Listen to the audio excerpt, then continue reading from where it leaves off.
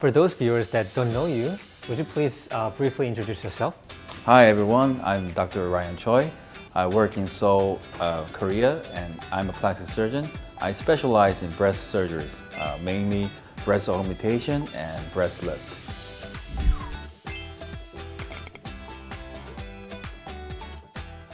So when you actually perform breast augmentation or like breast surgeries, where are those incision areas? First, the axillary incision and the inframammary fold incision, and also periareola, around the areola, and from the umbilical. So there are 4 main incisions. For me, because I usually operate Asians very much, because of the scar, I do usually axillary incision. So I think that because implants are something that's not part of your body, Yes. I'm sure some people may be worried that would that pop like inside your body? Is that a possibility? There is some possibility it might rupture, it might break down because if there's kind of damage from outside the body, if the patient have a car accident or they might have a trauma while they're doing workout. But it is designed not to be damaged easily.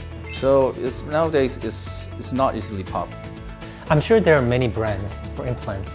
Is there any particular one that you recommend?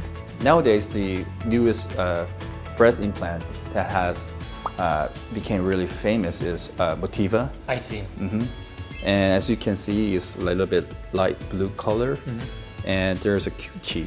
I see. So you can with a detecting machine, you can if you put it on, you can see the serial number and you can find out who operated you and where you got this implant operated. Wow.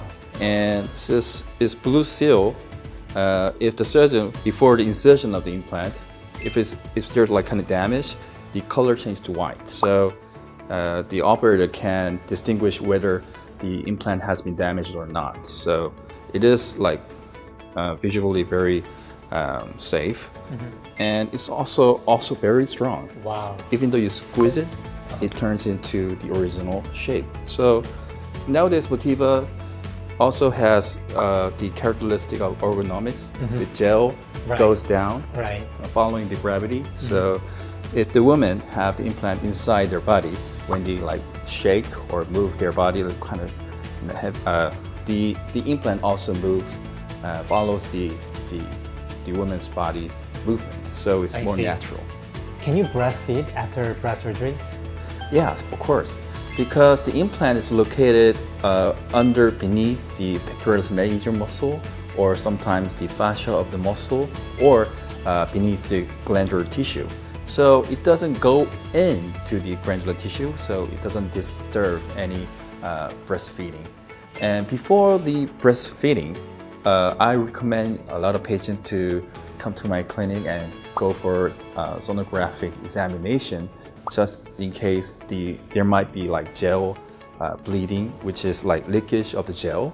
What's the main difference between having implants versus fat grafting? Well, this is I think is a good question. Fat grafting is taking the fat from the body, such as inner thighs, abdomen, or love handles. And fat is actually can enhance the volume, but comparing with the implant, the fat cannot have this kind of height. It cannot have the projection of the woman's breast. So just having volume improvement, fat is good, but for the shape, making the breast popping out, I think the implant is much better to make a better shape. Let's say I have nothing, but I want to have implants as well as fat grafting to make some shape. Can you actually do both? Yes, it is possible, and it's really commonly held these days. It is called the hybrid breast augmentation. We combine implant and fat together, and it has good aspects. So with the implant, I make the projection of the breast. So making about 90% of the figure is made by the implant, and the rest of the 10% of the breast figure is molded with the fat. So it's like shaping. when can you take a shower after breast surgery? Well, so nowadays, you don't have drains usually if the patient is going for a primary breast augmentation. So they don't have like drains or elastic band on it.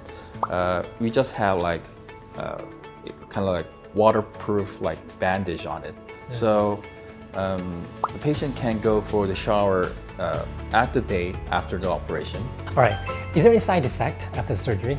Well, there are a lot of side effects like bleeding, infection, but because breast augmentation usually use breast implants, it is a foreign body substance, which means it's not one part of your body or something, it's outside. So it might have a foreign body reaction.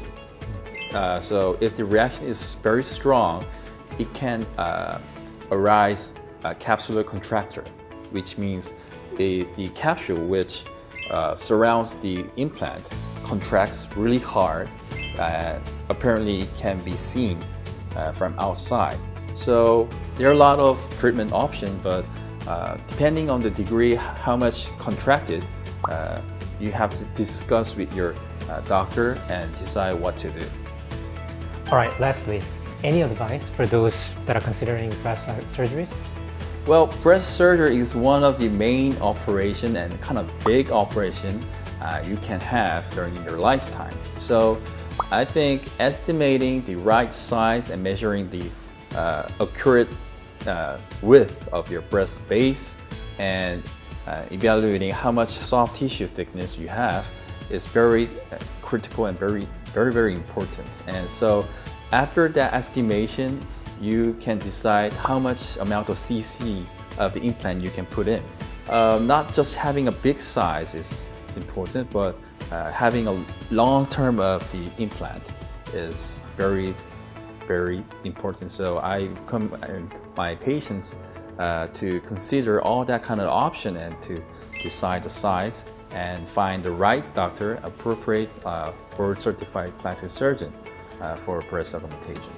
Okay, Dr. Ryan, thanks so much for your advice. And for those of you that have, let's say, further questions about breast augmentation, you can ask us underneath the video. Make sure to subscribe and like the video. Thank you very much. Thank you very much, James.